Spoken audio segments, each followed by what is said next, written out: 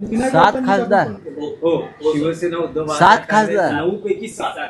अरे नाही, आकडा चुकतोय. 9 पैकी 9 आहे. 9 पैकी 9 असतील किंवा 10 पण असू शकतात. तर मी पण राज्यसभेत आहे, तर 9 पैकी 10 खासदारांचा आकडा हा योग्य आहे. आणि तो आकड्यात गफलत करू नका. 9 पैकी 10 किंवा 11 पण असतील, तर ते आकडे जरा समजून घ्या. कोणीही कुठे जात नाही, ज्यांना जायचं ते गेले. सगळे पक्षाबरोबर मजबूतीने उभे आहेत. आता का निवडणुका नाही आहे.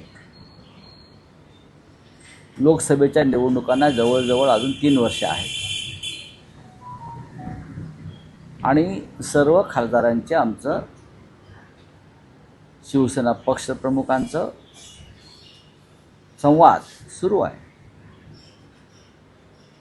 आता तृणमूलमध्ये फूट पडली. 20 खासदार फुटले, 22 खासदार फुटले. आम्ही उलट नावं दाखवा ना. जी तुम्ही नावं दिलेली आहेत लोकसभा अध्यक्षांना, ती अद्याप का जाहीर करत नाही?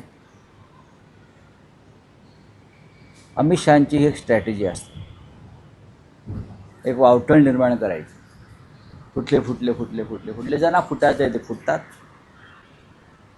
तुम्ही त्यांना जरी पायघड्या घातल्यात तरी जी बेईमानीची मानसिकता, जो किडा एखाद्याच्या अंगात शिरला की तो कॅन्सरप्रमाणे संपूर्ण शरीर पोखरतो, मन आणि मेंदू पोखरतो. मग तुम्ही 35, 36, 40 वर्ष जरी पक्षात सर्व पदं उपभोगलीत तरी कोणत्याही कारणानं लोक बाहेर हल्ली देशभरात जाताना मला दिसत आहे. त्याला कारण निवडणूक आयोग आणि देशाचे गृहमंत्री, ईडी, CBI आणि न्यायालय.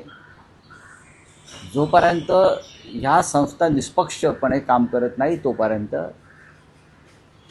अशा प्रकारची तोडफोड आणि फूट ही होत राहणार.